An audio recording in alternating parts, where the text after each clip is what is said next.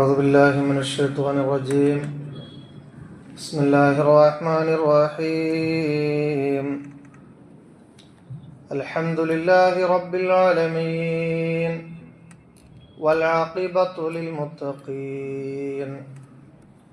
اللهم صل على رسولك وحبيبك سيدنا ومولانا محمد. بسم الله الرحمن الرحيم. يا أيها الذين آمنوا إن تطيعوا الذين كفروا يردوكم على أعقابكم فتنقلبوا خاسرين. صدق الله العلي العظيم. ഏറ്റവും ബഹുമാനമുള്ള സത്യവിശ്വാസികളെ, അസ്സലാമു അലൈക്കും വറഹ്മത്തുള്ളാഹി വബറകാതുഹു. അല്ലാഹു സുബ്ഹാനഹു വ തആല നമ്മുടെ എല്ലാ ഹലാലായ ഉദ്ദേശങ്ങളും സഫലമാക്കി തരുമാറാവട്ടെ. നമ്മിൽ നിന്ന് മരണപ്പെട്ടു പോയ നമ്മളുടെ പ്രിയപ്പെട്ടവരുടെ പാരിത്രിക ലോകം അല്ലാഹു സന്തോഷത്തിലും റാഹത്തിലുമാക്കി മാറ്റുമാറാവട്ടെ.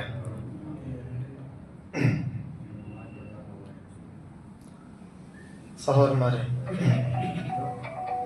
വിശുദ്ധ ഖുർആൻ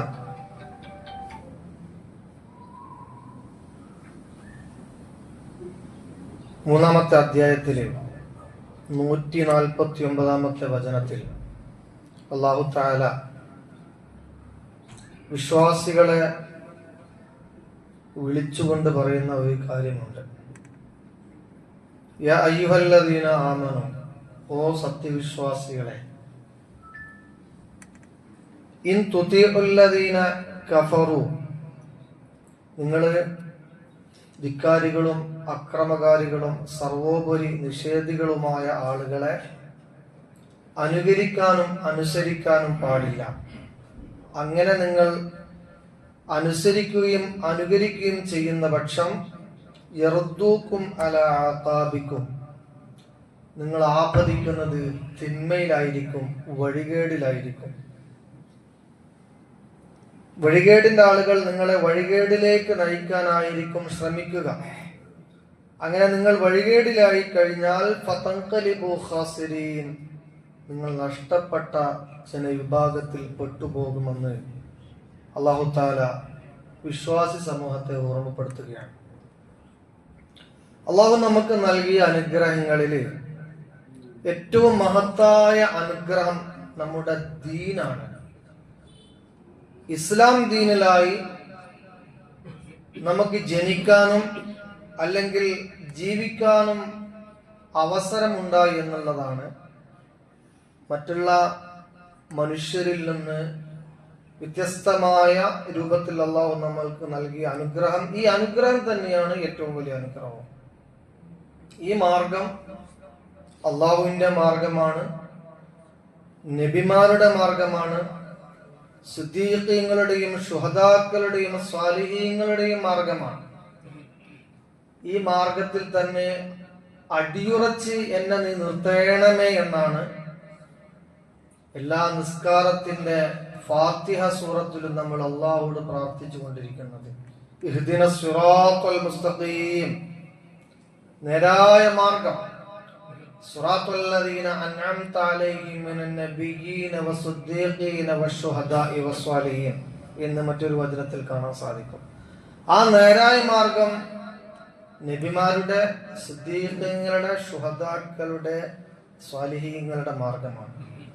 ഇതല്ലാത്ത എല്ലാ മാർഗങ്ങളും വഴിപിഴച്ചതാണ്, നിരർത്ഥകമാണ്. എന്ന് വെച്ചാൽ ദുന്യവിയായ ഈ ഇഹലോകത്തെ ഒരുപക്ഷെ പരാജയമുണ്ടാകാം, പരലോകത്ത് സുനിശ്ചിതമായ പരാജയമുണ്ടാകാം. അതുകൊണ്ട് ഈ ഒരു വഴിയിൽ തന്നെ നിങ്ങൾ അടിയുറച്ച് നിൽക്കണം എന്നതിന്റെ താല്പര്യപൂർവമാണ് 5 നേര നമസ്കാരങ്ങളിൽ നമ്മോട് ആ പ്രാർത്ഥന നിർവഹിക്കണമെന്ന് ഇസ്ലാം അനുശാസിക്കുന്നത്. അതുകൊണ്ട് തന്നെ വഴിപിഴച്ചു പോയ മാർഗത്തിൽ നിന്ന് രൂപപ്പെട്ടു വന്ന എല്ലാ പ്രവർത്തനങ്ങളും എല്ലാ ആഘോഷങ്ങളും വൃഥാവിലാണ്, വേസ്റ്റാണ്. സമയം വേസ്റ്റ്, സമ്പത്ത് വേസ്റ്റ്, അതുപോലെ തന്നെ പുണ്യമുള്ള ഒരു കാര്യമായി അതിൽ പരിഗണിക്കുകയുമില്ല. അതുകൊണ്ട് തന്നെ നേരായ മാർഗത്തിൽ പൂർവീകരായ ആളുകൾ കാണിച്ചു തന്ന വഴിയും ആഘോഷവും പ്രവർത്തനങ്ങളും മാത്രമേ സത്യവിശ്വാസികളായ നാം സ്വീകരിക്കാൻ പാടുള്ളൂ. നമ്മൾ ജീവിക്കുന്നത് വിവിധ മതസമൂഹങ്ങൾക്കിടയിലാണ്. അവർക്കിടയിൽ വിവിധങ്ങളായ ആഘോഷങ്ങളും ഉത്സവങ്ങളും ഉണ്ടാകും. ആ ഉത്സവങ്ങളും ആഘോഷങ്ങളും അവരുടെ സ്വാതന്ത്ര്യവും അവരുടെ മതവിശ്വാസവുമാണ്. അത് അവർ ചെയ്യണം, ചെയ്തു കൊള്ളട്ടെ. പക്ഷേ അതിൽ നമുക്ക് ഭാഗവാക്കാകാം, പങ്കാളികളാകാം. പക്ഷെ ഷിർക്കിലേക്കും കുഫറിലേക്കും മറ്റ് തിന്മകളിലേക്കും നമ്മെ നയിക്കുന്നതാണെങ്കിൽ അതിൽ നിന്ന് നമ്മൾ വിട്ടു നിൽക്കണം. ഇതാണ് ഇസ്ലാമിന്റെ പൊതുവായ ഒരു പോളിസി. ഇപ്പോൾ ക്രിസ്മസ് ആഘോഷം കഴിഞ്ഞു നമ്മുടെ നാട്ടിൽ. ഇനി ന്യൂ ഇയർ ആഘോഷമാണ് വരുന്നത്. നമ്മുടെ സഹോദര സമുദായത്തെ സംബന്ധിച്ച് ഇവ രണ്ടും അതിപ്രധാനമായ 2 ദിനങ്ങളാണ്, ആഘോഷ ദിനങ്ങളാണ്.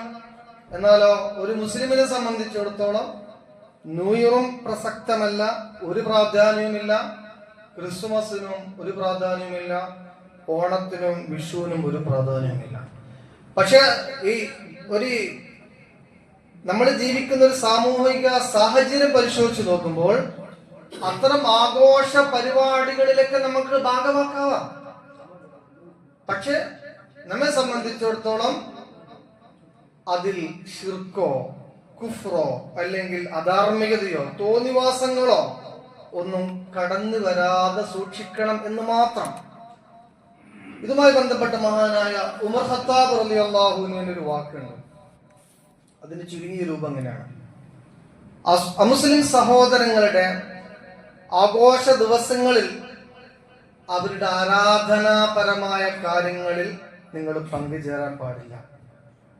അത് അള്ളാഹുവിന്റെ കോപത്തിന് ഇടവരുത്തും. ഈ ഒരു ഉമർ ഖത്താബ് റളിയല്ലാഹു അൻഹുവിന്റെ വാക്കിനെ നമ്മുടെ പണ്ഡിതന്മാര് 2 രൂപത്തിൽ അർത്ഥങ്ങൾ കൊടുത്തിട്ടുണ്ട്. ഒന്ന്, മറ്റുള്ളവരുടെ ആചാര അനുഷ്ഠാന രീതികൾ നിങ്ങൾ ഒരു കാരണവശാലും സ്വീകരിക്കാൻ പാടില്ല. മറ്റൊന്ന്, മറ്റുള്ള മതവിശ്വാസികളുടെ ആരാധനാ രീതികളിൽ നിങ്ങൾ ഇടപെടുകയോ അവർക്ക് മാർഗതടസ്സം സൃഷ്ടിക്കുന്ന ഒന്നും നിങ്ങൾ ചെയ്യാൻ പാടില്ല എന്നാണ് ഉമർ ഖത്താബ് റളിയല്ലാഹു അൻഹു ഈ വാക്കിന് പണ്ഡിതന്മാർ വ്യാഖ്യാനം കൊടുത്തത്. അതുകൊണ്ട് തന്നെ മഹത്തായ ഈ രാജ്യത്ത്, ഈ പ്രദേശത്ത് ജീവിക്കുന്ന നമ്മെ സംബന്ധിച്ചിടത്തോളം ഒരു പ്രശ്നവുമില്ല. കാരണം ഒരു കാരണവശാലും മറ്റൊരു മതവിശ്വാസിയുടെ ആരാധന സ്വാതന്ത്ര്യത്തെ തടസ്സം സൃഷ്ടിക്കുന്ന ഒരു പ്രവർത്തനവും ഒരു വിശ്വാസിയിൽ ഉണ്ടാകാൻ പാടില്ല. അത് നമ്മളൊരു പോളിസിയാണ്. അതുപോലെ തന്നെ അവരുടെ ആരാധന നമ്മുടെ മതേതരത്വം തെളിയിക്കുന്നതിന് വേണ്ടി നമ്മൾ ചെയ്യാനും പാടില്ല. അത് വർഗീയതയല്ല, അത് മതേതരത്വമാണ്. ഇതാണ് നമ്മൾ ഈ വിഷയത്തിൽ സ്വീകരിക്കേണ്ട പൊതുവായ ഒരു പോളിസി എന്നാണ് പണ്ഡിതന്മാർ പറയുന്നത്. നമ്മുടെ രാജ്യത്ത് ആർക്കും ഏത് ആരാധനയും ഏത് ആഘോഷവും എന്ത് വിശ്വാസവും വെച്ച് പുലർത്താം. പക്ഷെ തമാശയ്ക്ക് പോലും ഒരാളെയും ഒന്നിന്റെ പേരിൽ നമ്മൾ പരിഹസിക്കാനും കളിയാക്കാനും തടസ്സം നിൽക്കാനും പാടില്ല. എത്രമേൽ മാനവികമാണത്! അതാണ് ഇസ്ലാമിന്റെ ഒരു പോളിസി. എന്നാലോ വെറുപ്പിന്റെ രാഷ്ട്രീയം അരങ്ങ് തകർക്കുന്ന പുതിയ രാഷ്ട്രീയ സാഹചര്യത്തിൽ ഉമർ ഖത്താബ് റളിയല്ലാഹു അൻഹുവിന്റെ വാക്ക് വളരെ പ്രസക്തമാണ് എന്ന് നമുക്ക് മനസ്സിലാക്കാൻ സാധിക്കും. അഥവാ മതേതര ഇന്ത്യയുടെ അന്ധകരായി ഇന്ന് നമ്മൾ കണ്ടുകൊണ്ടിരിക്കുന്ന സംഘപരിവാര ശക്തികൾ ക്രിസ്തീയ സമൂഹത്തെയും മൃഗീയമായി വേട്ടയാടുന്നതിന്റെ രംഗമാണ് ഇന്നും ഇന്നലെയൊക്കെ ആയിട്ട് നമ്മൾ സോഷ്യൽ മീഡിയയിലൊക്കെ കണ്ടുകൊണ്ടിരിക്കുന്നത്. ഡൽഹി മുതൽ ഛത്തീസ്ഗഡ്, ആസാം, കർണാടക, കേരളത്തിലടക്കം ക്രിസ്തുമസ് ആഘോഷത്തിന്റെ ഭാഗമായി കരോൾ പോലും സ്വതന്ത്രമായിട്ട് നടത്താൻ അനുവദിക്കാത്ത സാഹചര്യം നമ്മുടെ നാട്ടിൽ നടക്കുകയാണ്. ഭരണകർത്താക്കൾ ഒരു ഭാഗത്ത് തലോടുമ്പോ അനുയായികൾ വേറെ ഒരിടത്ത് മൃഗീയമായി ന്യൂനപക്ഷത്തെ പീഡിപ്പിച്ചു കൊണ്ടിരിക്കുന്ന ഒരവസ്ഥയാണ്. അവിടെ നമ്മുടെയൊക്കെ നെഞ്ച് തകർന്നു പോകുന്ന, അല്ലെങ്കിൽ നമ്മൾ അപമാനം കൊണ്ട് തല താഴ്ത്തി പോകുന്ന, അല്ലെങ്കിൽ വിഷമം കൊണ്ട് ഇരുന്നു പോകുന്ന ഒരു രംഗം നമ്മൾ കണ്ടതാണ്. അങ്ങ് ഡൽഹിയിൽ പിശാചിന്റെ രൂപം പ്രാപിച്ച ഒരു വർഗീയവാദി ന്യൂനപക്ഷ വിഭാഗമായ ക്രിസ്ത്യൻ സഹോദരങ്ങൾ ആരാധനാർത്ഥം ചർച്ചിലേക്ക് കയറി വരിക. ആലോചിച്ച് നോക്കി എത്രമാത്രം ഭീകരമാണ് അവസ്ഥ. എന്നിട്ട് അദ്ദേഹം പ്രസംഗിച്ചു, പള്ളിയിലച്ഛൻ പ്രസംഗിച്ചുകൊണ്ടിരിക്കുകയാണ്. അവിടെയാണ് ആക്രോശിച്ചുകൊണ്ട് ക്രൂര മുഖവുമായിട്ട് ഒരു വർഗീയവാദി കടന്നു വരുന്നത്. എന്നിട്ട് ജയ് ശ്രീരാം വിളിക്കാൻ വേണ്ടി പറയാം. അതാണ് ആദ്യം അയാൾ ചെയ്യുന്നത്. എന്നിട്ട് അവരെ അപമാനിക്കുന്ന രൂപത്തിൽ ചില ചോദ്യങ്ങൾ ചോദിക്കുകയാണ്.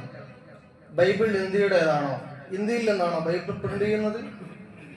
അത് അവതരിച്ചത് വിദേശത്തല്ലേ? എങ്ങനെയാണ് കന്യാമറിയം അച്ഛനില്ലാതെ ജനിക്കുക? മതപരമായി ഒരാൾ അനുഷ്ഠിക്കുന്ന ആചാരത്തെയും വിശ്വാസത്തെയും വളരെ പരസ്യമായിട്ട് ഒരു പേടിയുമില്ലാതെ ഒരു കോസലുമില്ലാതെ അയാൾ ഇങ്ങനെ ചോദിച്ചുകൊണ്ടിരിക്കുക. എന്നിട്ട് കൂടിയിരിക്കുന്ന ആളുകൾ ആ പള്ളിയിൽ നിന്ന്, അഥവാ നമ്മുടെ രാജ്യത്ത് ഏതൊരു മതവിശ്വാസികൾക്കും സ്വാതന്ത്ര്യമായിട്ട് ആരാധനാലയം നടത്താം, അവിടെ പ്രാർത്ഥിക്കാം. അതിനെയാണ് ഒരു പറ്റം ആളുകൾ ചോദ്യം ചെയ്തുകൊണ്ടിരിക്കുന്നത്.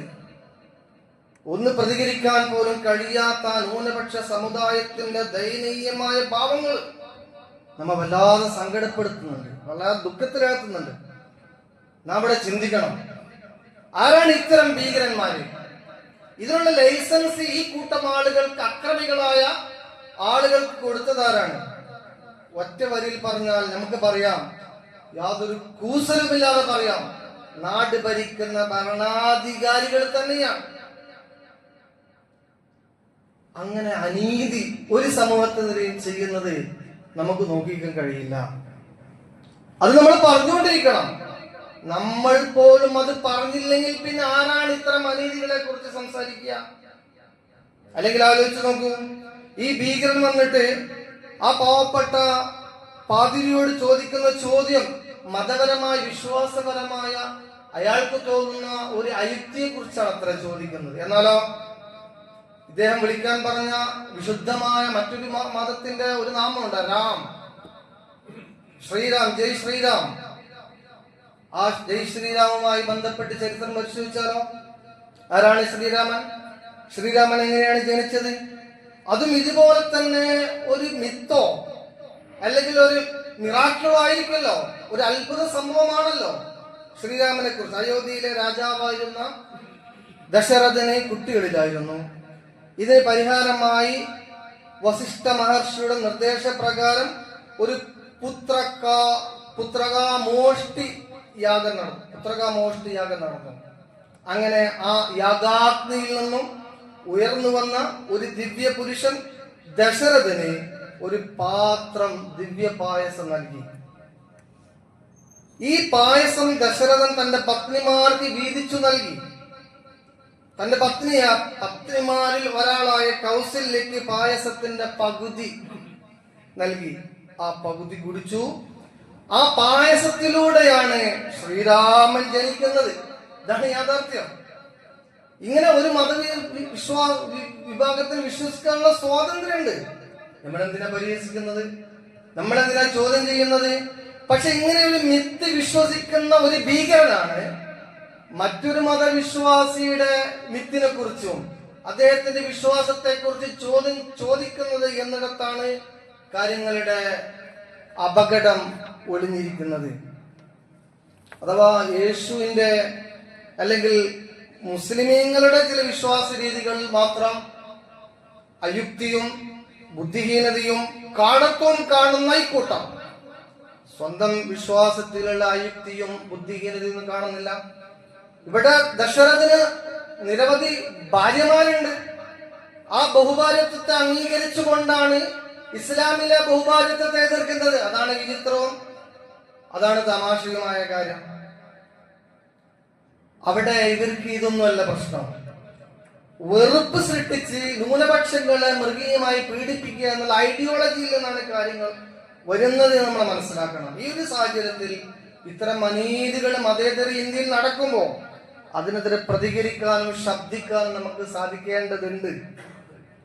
മറ്റുള്ളവരുടെ വിശ്വാസങ്ങളും ആചാരങ്ങളും അനുവദിച്ച് നൽകുക എന്ന ഒരു മിനിമം ക്വാളിറ്റിയെങ്കിലും മിനിമം സ്വഭാവമെങ്കിലും ആളുകൾ സ്വീകരിക്കണമെന്നതാണ് നമുക്ക് ഈ വിഷയത്തിൽ പറയാനുള്ളത്. അതോടൊപ്പം തന്നെ ഇതോട് ചേർത്ത് വായിക്കേണ്ട മറ്റൊരു കാര്യമുണ്ട്. അഥവാ ക്രിസ്തുമസ് വരുമ്പോ വിശ്വാസികളായ മുസ്ലിമീങ്ങളായ നമ്മെ അത് ബാധിക്കുന്നത് ഏത് രൂപത്തിലാണ് എന്നുകൂടി നമ്മൾ ആലോചിക്കണം. നേരത്തെ പറഞ്ഞതുപോലെ മറ്റുള്ള മതവിഭാഗത്തിന്റെ ആരാധനാ കാര്യങ്ങൾ നമ്മൾ പങ്കാളികളാകുമ്പോൾ നമ്മൾ പ്രത്യേകിച്ച് ശ്രദ്ധിക്കേണ്ട ഒരു ഐഡിയോളജി ഉണ്ട്, ഒരു വിശ്വാസ സംഹിത ഉണ്ട്. അവിടെ വിശുദ്ധ ഖുർആനിലെ സൂറത്തു നിസായിലെ 156, 158 വചനത്തിൽ അല്ലാഹു തആല പറയാം, വബികുഫ്രിഹിം വഖൗലിഹിം അലാ മറിയം ബുഹ്താനൻ അലീമ.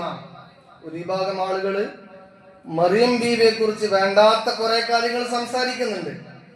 വഖൗലിഹിം ഇന്നാ ഖതൽനൽ മസീഹ ഈസ ഇബ്നു മറിയം, ഞങ്ങള് മറിയമിന്റെ പുത്രനായ ഈസയെ വധിച്ചിരിക്കുന്നു എന്ന് അവർ പറയുന്നുണ്ട്.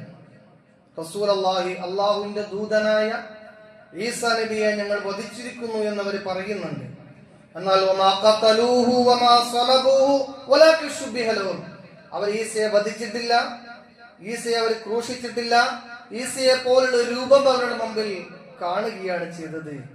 ഇന്നല്ലദീന ഇഖ്തലഫൂ ഫീഹി ലഫീ ശക്കിൻ മിൻഹു മാ ലഹും ബിഹി മിൻ ഇൽമിൻ ഇല്ലാ ഇത്തിബാഅല്ലാഹ്, എല്ലാം അവരുടെ ചില ധാരണകൾ മാത്രമാണ്. ഈസാ നബിയെ അവരെ ക്രൂശിക്കാൻ അവർക്ക് സാധിച്ചിട്ടില്ല, അവരെ വധിക്കാനും സാധിച്ചിട്ടില്ല. ബൽ റഫഅല്ലാഹു ഇലൈഹി, അല്ലാഹുവിലേക്ക് ഉയർത്തപ്പെട്ട ഒരു പ്രവാചകനാണ് ഈസാ എന്ന് വിശുദ്ധ ഖുർആൻ പറയാം. വകാനല്ലാഹു അസീസൻ ഹകീമ. ഈ രൂപത്തിലുള്ള വിശ്വാസമായിരിക്കണം നമുക്ക് ഈസാ നബി അലൈഹി സ്വലാത്തു വസ്സലാമിനെ കുറിച്ച്. അപ്പൊ ക്രിസ്തുമസ് ആഘോഷങ്ങളിൽ ഏതെങ്കിലും സമ്മർദ്ദ സാഹചര്യത്തിൽ നമ്മൾ പങ്കെടുക്കുന്നുണ്ടെങ്കിൽ യേശു ക്രൂശിക്കപ്പെട്ടു എന്നൊരു വിശ്വാസം നമുക്ക് ഉണ്ടാകാൻ പാടില്ല. പിന്നീട് മറവ് ചെയ്യപ്പെട്ടു എന്നൊരു വിശ്വാസം ഉണ്ടാക്കാൻ പാടില്ല. വീണ്ടും ഉയർത്തെഴുന്നേൽപ്പിക്കപ്പെട്ടു എന്നൊരു വിശ്വാസം നമുക്ക് ഉണ്ടാകാൻ പാടില്ല. ഇത് ഖുർആനെതിരാകും.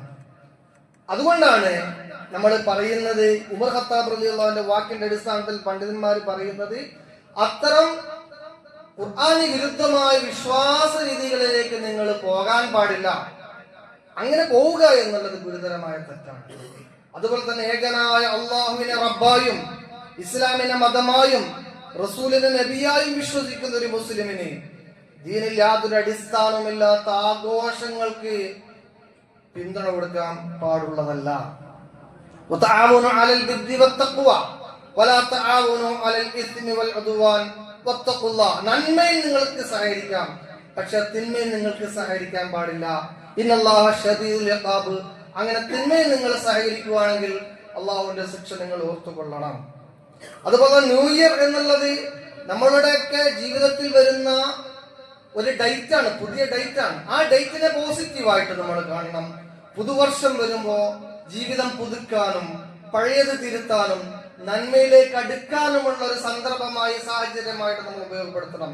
ഇതിനെ മറിച്ച് ന്യൂ ഇയറിന്റെ ഭാഗമായി നടക്കുന്ന ധാരാളം തോന്നിവാസങ്ങൾ നാട്ടില് യുവാക്കൾക്കിടയിൽ ട്രെൻഡായിട്ട് മാറുന്ന അനാവശ്യമായ പാഴ്ചെലവുകളുണ്ട്, മദ്യപാന ശീലങ്ങളുണ്ട്, കമ്പനി കൂടലുകളുണ്ട്. അതേപോലെ തന്നെ സമൂഹത്തിന് ദോഷമുണ്ടാക്കുന്ന രൂപത്തിൽ പ്രകടനങ്ങളും പടക്ക പൊട്ടിക്കലുകളും അങ്ങനെയുള്ള സാമൂഹിക വിരുദ്ധമായ പ്രവർത്തനങ്ങൾ ചെയ്യുന്നുണ്ട്. ഒരു കാരണവശാലും മൂല്യബോധമുള്ള സത്യവിശ്വാസി അതിൽ പങ്കാളികളാൻ പാടില്ല. ഈ ഒരു ചിന്തകളാണ്, ഇത്തരം ആലോചനകളും ചിന്തകളുമാണ് ഈ സന്ദർഭത്തിൽ നമുക്ക് ഉണ്ടാകേണ്ടത്. സർവശക്തനായ അല്ലാഹു സുബ്ഹാനഹു വ തആല നമ്മുടെ എല്ലാ പ്രവർത്തനങ്ങളും സ്വാലിഹായ അമലായി നമ്മിൽ നിന്ന് കബൂൽ ചെയ്യുമാറാവട്ടെ. വിശുദ്ധ റമളാൻ മാസത്തിന്റെ മുന്നോടിയായുള്ള റജബ് മാസത്തിലാണ് നമ്മൾ ഉള്ളത് എന്ന് നമ്മൾ പ്രത്യേകം ശ്രദ്ധിക്കണം. ബറക്കത്തിന് വേണ്ടി, ഐശ്വര്യത്തിന് വേണ്ടി നിരന്തരം അള്ളാഹുവോട് പ്രാർത്ഥിച്ചുകൊണ്ടിരിക്കണം. പ്രിയപ്പെട്ട പ്രവാചകൻ സല്ലല്ലാഹു അലൈഹി വസല്ലമ തങ്ങൾ പഠിപ്പിച്ച അല്ലാഹുമ്മ ബാരിക് ലനാ ഫി റജബിൻ വ ശഅബാൻ വബല്ലിഗ്നാ ശഹ്റ റമളാൻ എന്ന പ്രാർത്ഥന നമ്മൾ നിരന്തരം ഉരുവിട്ടുകൊണ്ടിരിക്കണം. സർവശക്തനായ അല്ലാഹു നമുക്ക് ധാരാളം ബർക്കത്ത് നമ്മുടെ ജീവിതത്തിൽ, നമ്മുടെ ആരോഗ്യത്തിൽ, നമ്മുടെ ബിസിനസ്സിൽ, നമ്മുടെ കുടുംബത്തിലൊക്കെ ധാരാളം ഖൈറും ബർക്കത്തും ഏറ്റി പെരുമാറവട്ടെ. ربنا آتنا في الدنيا حسنة وفي الآخرة حسنة وقنا عذاب النار آمين برحمتك يا أرحم الراحمين. السلام عليكم ورحمة الله وبركاته.